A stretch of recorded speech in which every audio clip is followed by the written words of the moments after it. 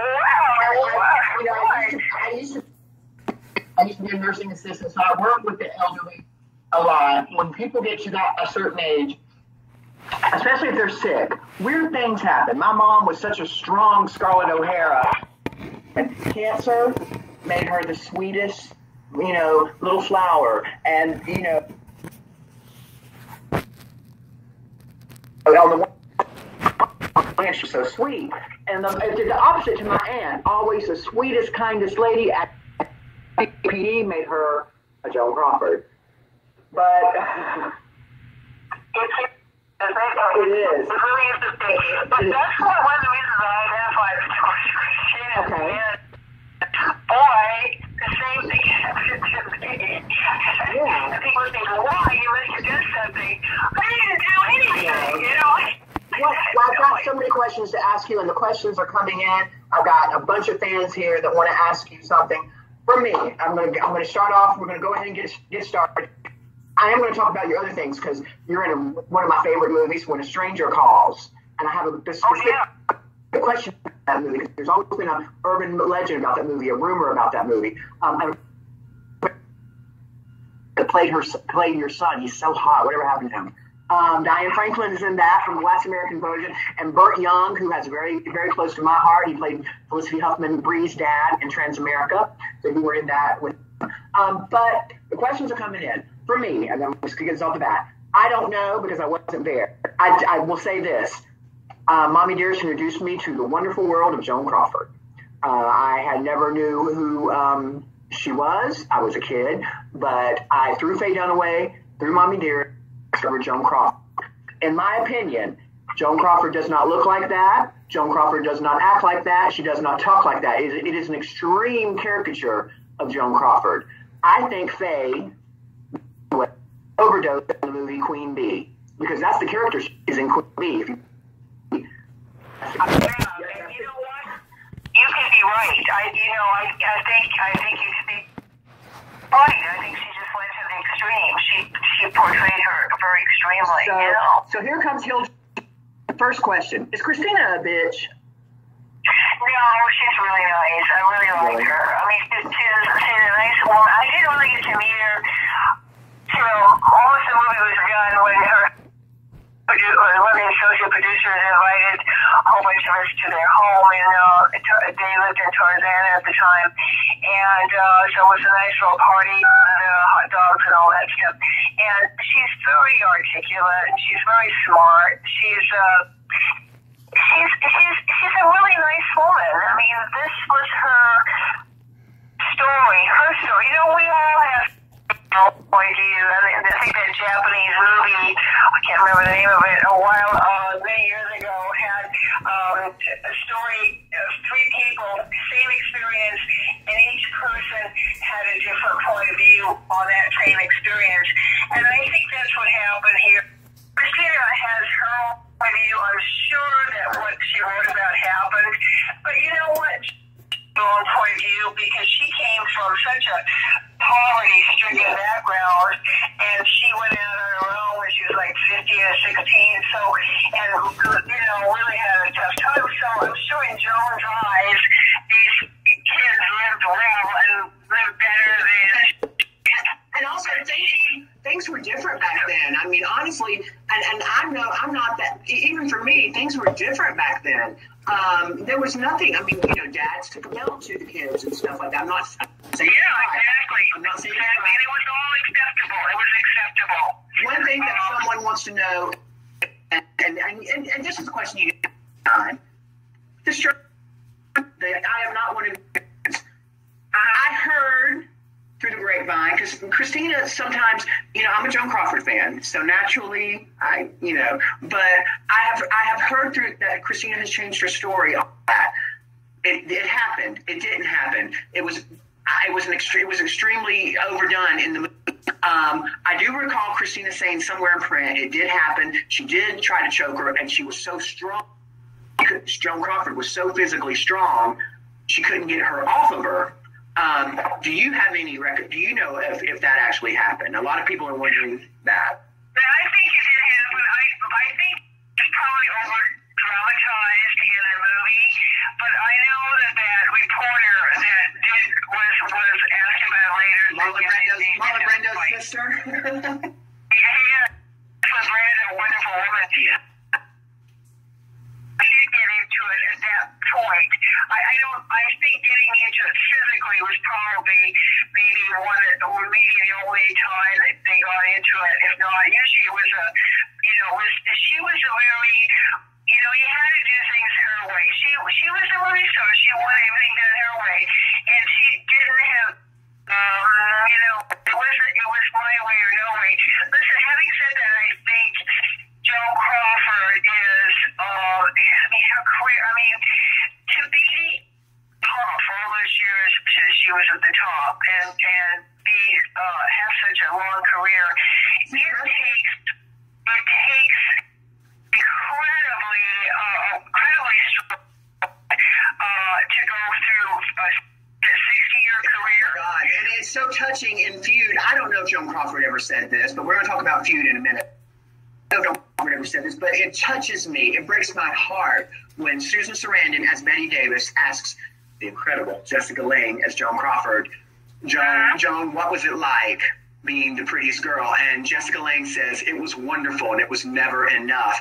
And I'm in my 40s, and that's the truth. When you're young and beautiful and you're getting all the attention, there's nothing like it in the world. And it starts to fade, it goes away. It's not the same as it once was. It does change. And that just broke my heart. I like to think that Joan said that. Well, I think probably in the crux of it all, it's close to truth, because when they dropped her at MGM, she was already around 40 or something. Yeah. At that time, it's like she was absolutely traumatized, I'm sure, as to her career, and so she was under a tremendous amount of stress in terms of her career fading. The MGM dropped her, she saw her career fading, and I think that stress translated into her home life, so that the kids got a lot of the stress because she couldn't. So it goes in the home life. It happens in ordinary homes when the husband and wife are stressed, they take it out on each other or the kids, because that's the only place that it's really safe to take it out on. You go home, and she was during this time when she had the kids, when they were, they weren't babies, but they were young adults, maybe, forget. But so she felt safe in taking all this out in her home, where she was under such stress in terms of her career and how she was going to survive, that I think the kids got more of a brunt of it, and the kids didn't understand it. You don't understand like that, what's going on with your parents. The same thing that I didn't understand about my mother, who was so stressed out that she would take it out on me viciously and physically abuse. I had no idea why she hated me so much until later on you kind of reflect as an older person. Reflect on what their child, they were like when they were young. Because my mother was like 22 years old, I think, when the war started. So she was a young woman. 3 weeks. And then, I had to see her life wasted on the war when you're stranded around for food in the world. And all of a sudden, what? I'll share with you something. When my mother died, I had this, it wasn't a dream, because you know how you forget your dreams? Right. You don't think that. But in this vivid thing that happened, I still remember it really. She came to me, she didn't say a word, she dropped down on her knees in front of me, and she wailed, just wailed, and I was very calm, and I said to her, Mama, I forgive you. Understand, I forgive you. And then she left, and I think it was her spirit coming back, and she had to be forgiven so she could go on to wherever she needed to go on to.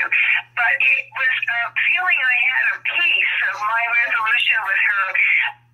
It's one of the reasons I get involved with my two brothers' suits and the lawyers and the state. I said, you know what?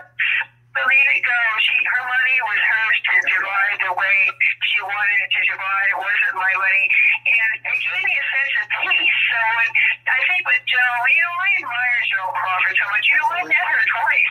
Really? Yeah, I met her when I first came to America. I was about 12, and they were shooting Johnny Guitar in the Arizona. Picture that you took of her, and go ahead. Yeah, and I was very shy. I couldn't speak English very well. At first, I took a little picture with my brownie box camera, and from a distance, and she came up afterwards, and I barely said hello. I didn't know who she was at the time. Honestly, I hadn't seen very many of her movies at the time, but she was very gracious.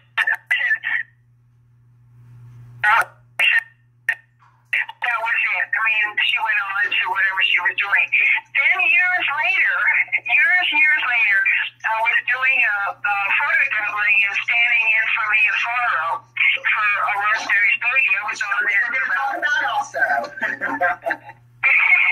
was on it for about 6 weeks, and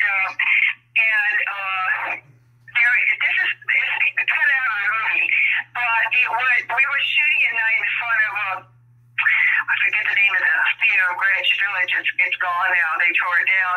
We're shooting in front of the theater. Fantastics, actually. It was played there for years. And they had William Castle was the producer, who was a very long old friend of Joan. Yes. Yeah.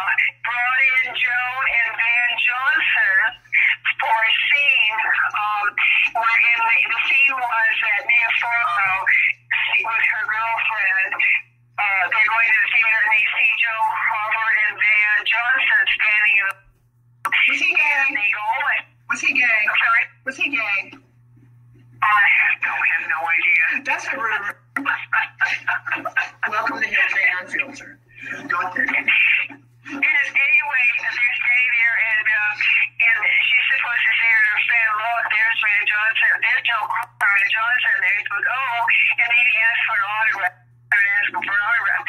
So, that night, Mia is really late. I don't know what happened. Something happened. She was coming in from somewhere. I guess they had traffic problems. And so I had her white coat on. And Robert Plansky said, listen, I can't wait anymore. We're already waiting 2 hours. I got to get on with it. He said, I'll just go to the back. I'll follow you to the back. We'll shoot the whole thing. You go in, and I'll get Mia and her friend in the close-up. And so I go in, we do the camera rehearsal, and Roman is shooting me from behind, and then he's and then Joe Crawford is standing over there, and I'm like bashful. I mean, I'm like, I don't know what to say. I want to tell her the story of Sedona, but she comes over to me. He's wearing this kind of a tiger, kind of, how tigers have their dots, a dress with those dots, and a kind of hat with those dots, and white gloves. And she comes over to me and she says, hello, I'm Joe Crawford. And he's kind of, go like, bang a little bit, and I'm going, oh my gosh, I think my knees are shaking. And I said, hello, it's so lovely to meet you. She said, it's lovely to meet you. And then, again, her position with, but she came over to me, and I thought, afterwards I said, did she know that I was not Mia Farrow? Did she think I was Mia Farrow? But she was very gracious. That's what I remember about her. For every horror story that, Faye, Frank, whoever made her a monster. I mean, let's keep it real. They made her a monster in Mommy Dearest. I don't know whether it was Faye. I don't know if it was Faye's was the producer. I don't know whose intent it was to make her a monster, but they made her a monster. And with stories about that, I just love it because one thing you hear about is Joan Crawford loved her fans, and I do think that Frank tried to get that across in the movie Mommy Dearest, how important her fans were to her. Well, I talked to Betty Barclay, her secretary for 20 years, and I talked to her on the phone. I met her after, and she said yes, absolutely, the fans are everything to her. And I I think even in her later years, if anybody said anything on the street or anything, I think she would give them an order. It was that kind of civility from the 30s and the 40s where you were great, you were taught to be gracious. You were not like the young stars today. You walk away, all your names and that. You know, Jane Mansfield. Go ahead, I'm sorry. Yeah, it was a more genteel era where people were really taught manners. They were taught manners with the people that met you. So anyway, tell me about Jane Mansfield. She would let fans come into her mansion, her big pink mansion. She would give them glasses of lemonade, and they would sit down and talk. She did that every day. Wow. If somebody was passing her house, she'd say, "Oh, no, don't pass by. Here I am.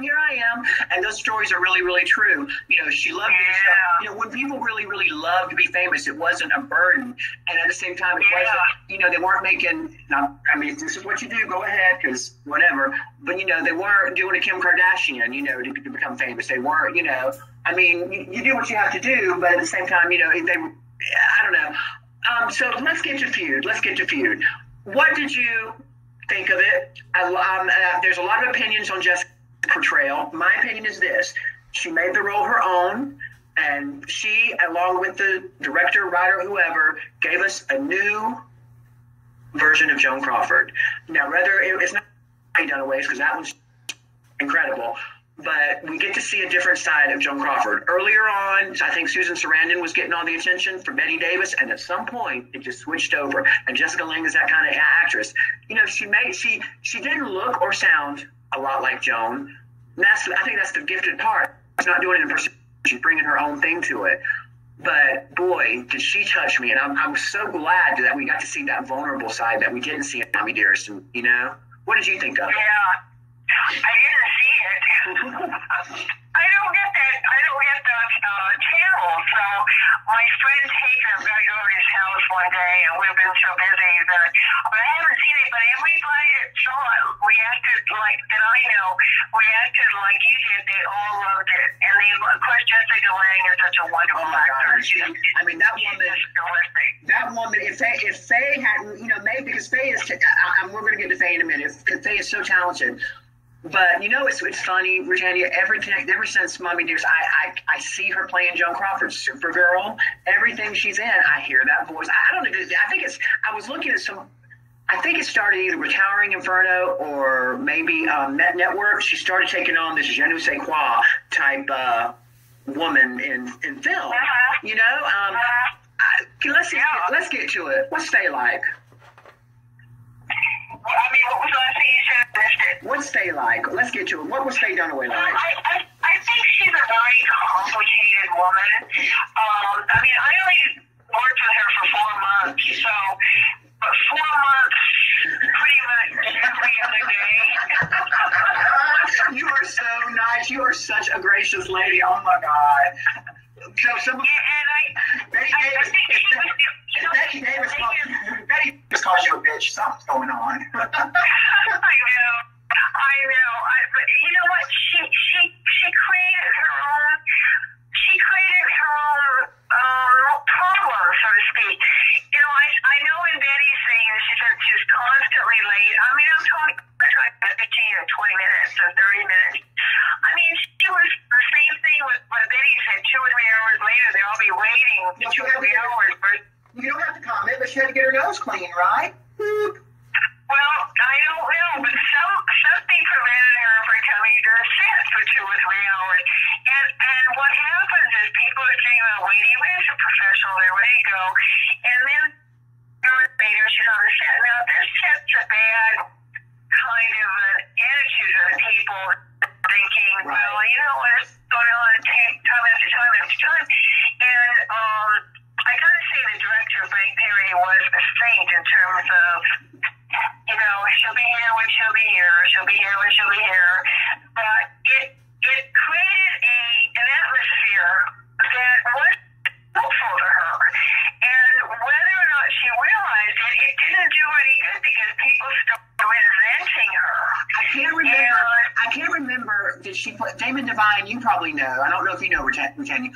Did she play Ava Perón before or right after Mommy Dearest? I can't remember. Before, because she was on, I journaled that in my book. She was talked about it, how she felt that they didn't cut it right, and that it was not, she didn't like the way it was edited, and so it was done before, because I remember her talking about it. It is. For me, I've been around a lot of drugs. I've dated a lot of drug users. I've dabbled in that myself. Every picture I see of her on set of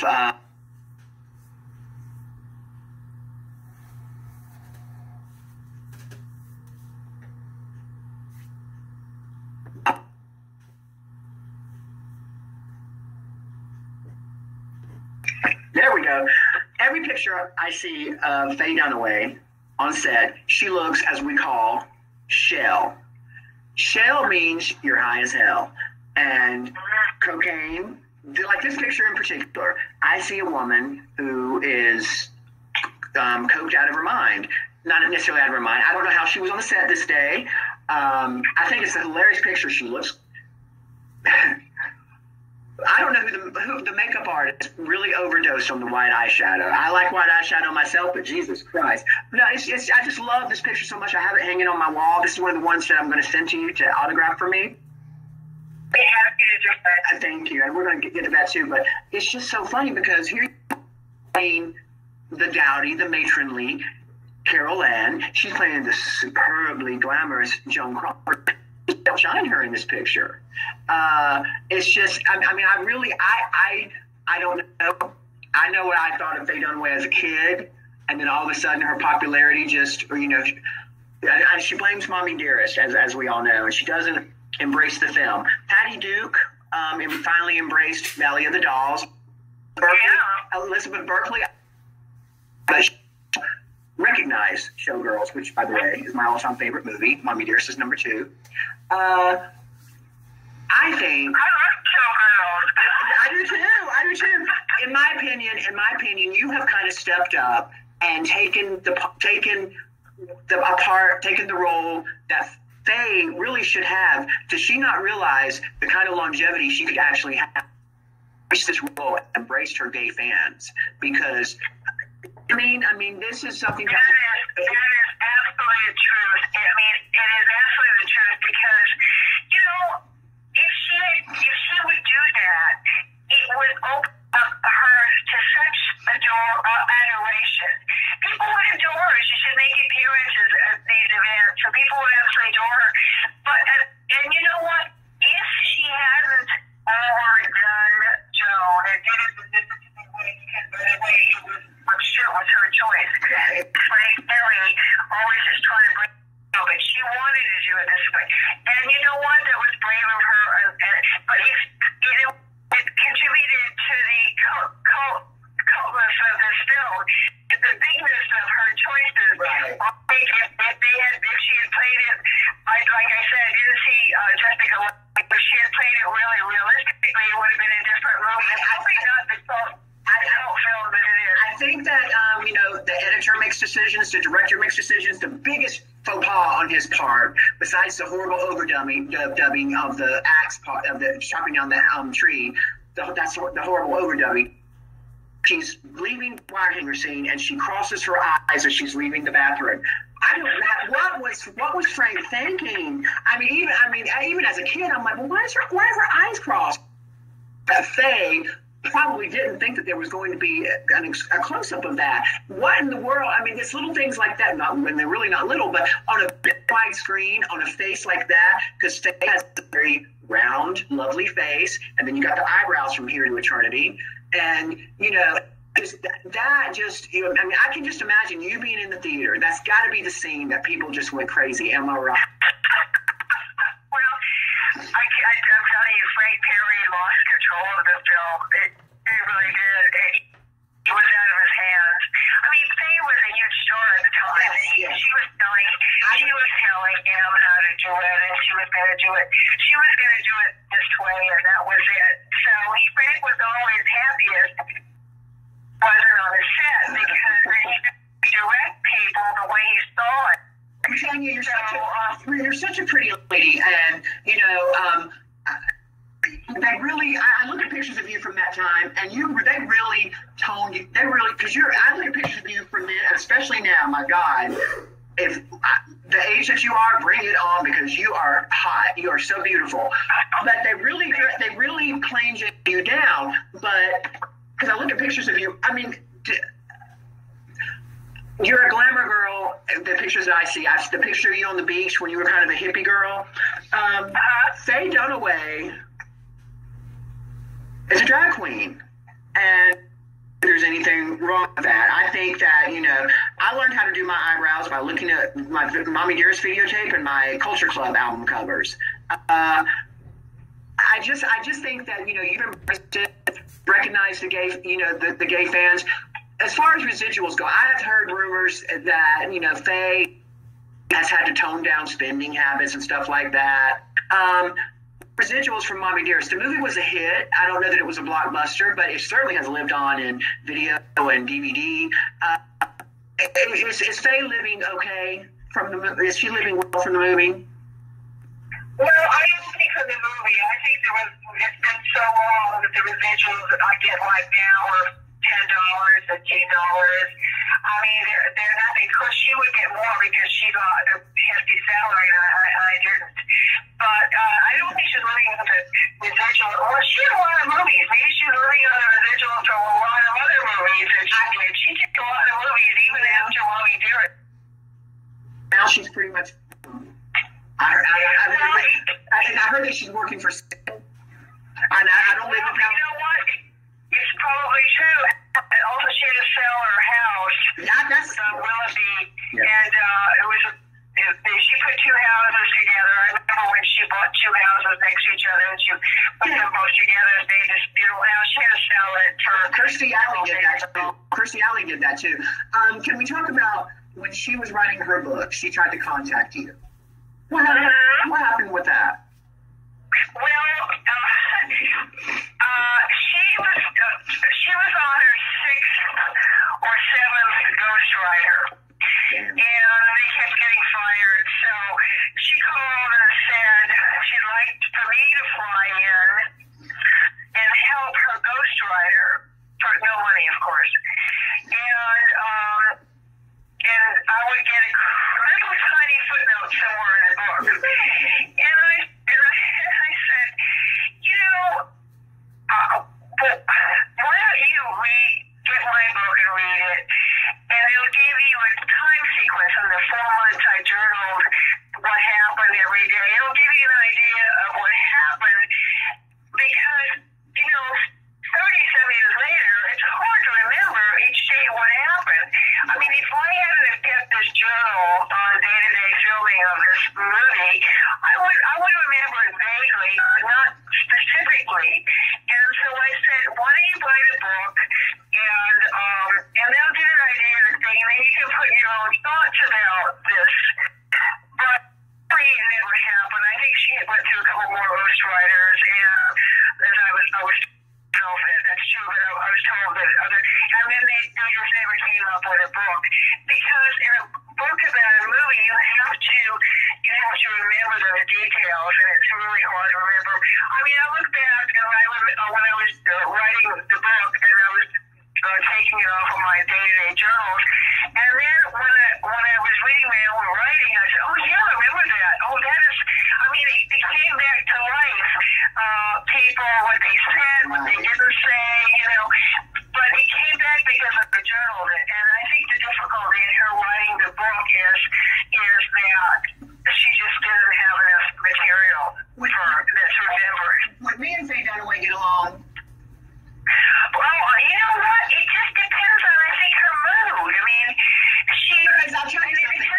I'll tell you something.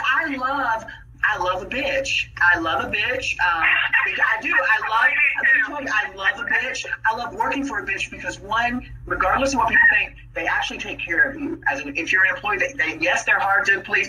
I had someone move in with me a few months ago, and I was doing all this stuff, and he complained that I'm, very intimidating, and I don't purposely try. But for me, I wonder if, and Faye is Southern, I believe, right? Faye from Tennessee, I think. Damon Devine, isn't she from Tennessee? I think she was born in, I think she was between Florida and Tennessee. I think she was. If that's the accent, she's a Southern girl. if that's the accent she has in Bonnie and Clyde, anyway. But for me, I don't know when I'm being a bitch to someone. I think if I pick on you, it's because I love you. I wonder, with her I've never met her. I wonder if maybe she likes that. Maybe she, or is she one of those that she wants to be mean because people expect it, and I can't stand that kind of bitch. That I don't like. I think she just is, my experience with her, and like I said, I only spent 4 months with her. My experience with her was that at that time she worked the star, and she knew she was a star, and you had to be very cautious around her. My experience was started very early when Frank Perry, the director, came in when we were doing the wardrobe test or hair and makeup test. He said, "Oh my God, no," because I was made up to be really pretty attractive. He said, "No, my gosh, you're gonna get fired." Yeah. He said, "If you look like this, they will have you fire you. There's nothing I can do." I'll show a picture of you from around that time, and I don't know how clear it's going to come out to be, but you are. You're hotter than Faye Dunaway. I'm sorry. This is around the time. I think this is the makeup. I can't remember who this is. It's above the picture with Christina. But look at Rutanya Alda. Now they have this woman playing the dowdy, matronly Carol Ann. Look at her. You're high. You're high. Rutanya, your acting career. What the director sums it up. It talks about what a gifted actress you are, and that you let the lead be the lead. You're very comfortable being a character actress, and I have to say, there are so many movies, The Deer Hunter, that people don't realize that's Rutanya Alda. That's Carol Ann from Mommy Dearest. That's the mom from Amityville Horror, The Possession. So you do. Is it? I don't see that a lot. Okay, you see a lot of actors and actresses like Sean Hayes and Megan Mullahy, who are scene sealers. What is it about you that you're comfortable in not being the centerpiece?